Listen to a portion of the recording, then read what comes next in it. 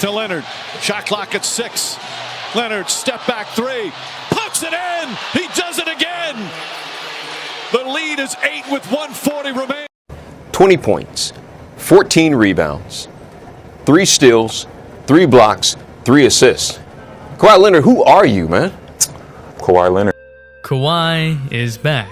We saw the greatness in his 2019 playoffs run, and now after a year of disappointment, hey yo, what the f? I am having a very bad day. He's back. The board man is back. He's obviously excited. 0-2 Kawhi is still undefeated. Just think about it. 2019, last series, this series. Dang. And it's time to see what's making Kawhi Leonard so good this time around. What is up, dudes, Dudettes, ballers, players? It's your boy MJ. 2019 Kawhi was so incredible that there were debates on whether Kawhi was the best player in the NBA. There were also the typical takes from Max Kellerman. Telling you Kawhi is a better clutch performer than Kobe Bryant. Tell me about those clutch moments. Okay, how about this? You're stupid. But what Kawhi achieved that year was undeniable, one of the best players in the league. And if you compare the beginning of his 2019 run to his run now, it's nearly identical, down to scoring 45 points in his 6th game. He's averaging 31 points a game on 60% from the field. This is all what the load management was for. Now, I'm still recovering from my sickness, but all I want to say is, I'm back like Jordan. Content is coming, so drop your ideas down in the comments down below. Let me know which team you think is making the finals, and thank you for the welcome back. Stream on Twitch tonight, and if you're part of 90% that still ain't subscribed, please subscribe! Last season, we just didn't see the same Kawhi. It was just bad.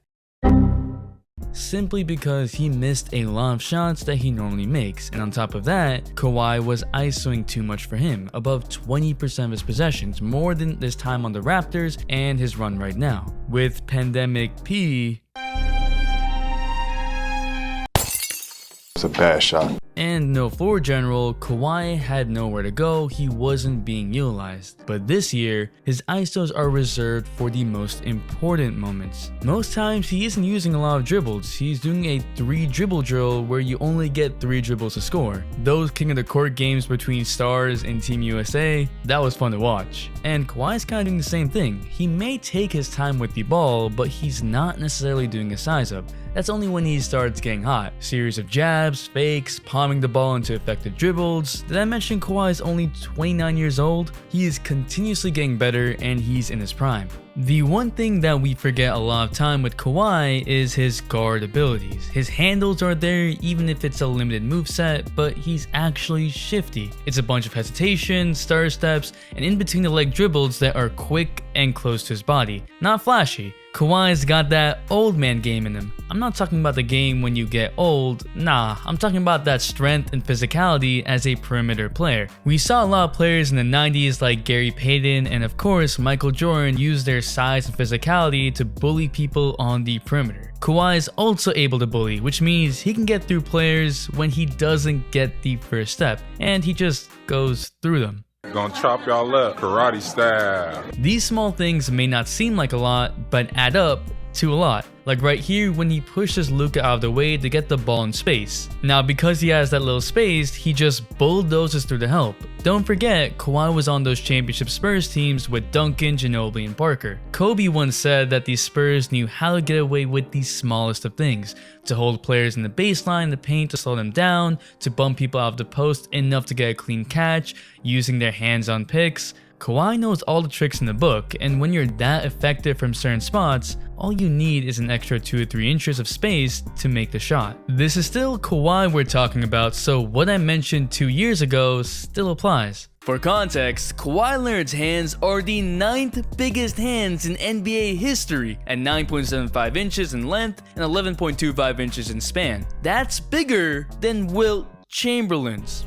Yeah, he can finish at the rim and hold on to the ball, which he has been doing for years. Yet the reason why he has been able to time those jumpers well with the defender's mistake is because he can palm the ball straight from the hesitation into the jump shot. I understand that most players can palm the ball, but Kawhi Leonard's hands engulf the ball. If the defender doesn't make a mistake, then Kawhi doesn't have to take a jump shot and let the ball fall to continue to dribble. The key thing here is that Kawhi is reacting to the defender's mistake or non-mistake. It's not like he's deciding beforehand that he's going to shoot. Instead, he looks at the defender's feet and decides what to do, whether that is to shoot or keep his handle. Combine that with his 7'3" wingspan and man is a cheat code. A cheat code! It's why he's so in control and why his teammates would be cool with him taking every shot down the stretch. Kawhi is shooting 53.3% on pull-up threes. That ain't a coincidence. Look at the type of stuff you can do with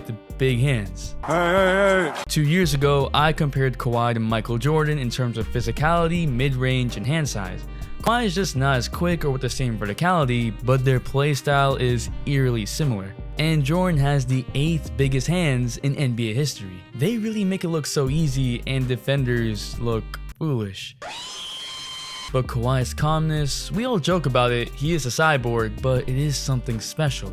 His ability to be a calming presence for everyone around him. The Raptors said in 2019, the Clippers are saying it this year. That's part of Kawhi's backstory, his upbringing, and his time on the Spurs. He's been in all of these moments as different roles. As a role player, a defensive stopper, a corner specialist, ISO scorer. He can relate to each and every one of his teammates' roles and knows what they need to do to be the most effective at it. Because Kawhi is a jack of all trades. I don't understand why teams still let him get to the elbow areas. I mean, just push him away, let him go around. But those spots are obviously his bread and butter. Easier said than done, and Kawhi reads feet so well, sensing weight changes, it's what adds on to his shiftiness. Kawhi has also been more off ball in this year than his 2019 run, and last year his ISO frequency is down to 15% versus 17 and 20%, but he's not just standing out of the play as a catch and shoot player. No, he's been positioning himself all over the floor in the baseline dunker spot, making cuts, on the wing, in the corner. Kawhi can score from anywhere, and more importantly, catch the ball from anywhere. His huge hands allow him to catch passes and quickly get them in control, so areas of high traffic with small windows are normal to him, and he can just attack. With ball handlers like Rondo, Reggie Jackson, Batum, along with PG, there are a lot more playmakers. That's how he started his career on offense too, as the hustle, corner three, scoring on cuts guy, so he's comfortable with all that too. Which gets me to his fourth quarter dominance. This is where the ISOs come out and he takes over. Put all of what we said, and now you need to disrupt Kawhi and get the ball out of his hands. Kawhi is a solid playmaker, but not the greatest in passing out double teams. He'll make some good passes, don't get me wrong, but other times, some bad reads. But if you let him go one-on-one, he's probably getting to his mid-range spot or pulling up for three, and as we've seen, he's really effective at both. On defense, he's not the same defensive force as he was on the Spurs, but again, his ridiculous wingspan, huge hand size, and strength mean you're gonna have a horrible time trying to just dribble in front of him. It's why Luka constantly tried to get Kawhi off of him, and why Luka had a hard time getting any open looks, because he couldn't body Kawhi, he couldn't back him down. Kawhi's reads are just really good, and he's pretty much everywhere with his hands while being able to keep his ground. And at 6'7" with his wingspan, he can pretty much contest every shot. Kawhi is on a path. Let's see if he can bring the Clippers all the way to the finals to what they were expected to do. But don't be mistaken, Kawhi is a monster of a player, and he should be treated as such. But what do you think? How far will the Clippers go? One hot take go tonight on Twitch. Yes, we back. I want to hear all the Lakers, Suns, Clips, Mavs, Trailblazers, Nuggets, everything. All the takes. Shout out to Christian Morgan for being first. Thanks for the all-day support, man. If you're still here, comment board, man, so I know you're a real one. It's good to be back, man.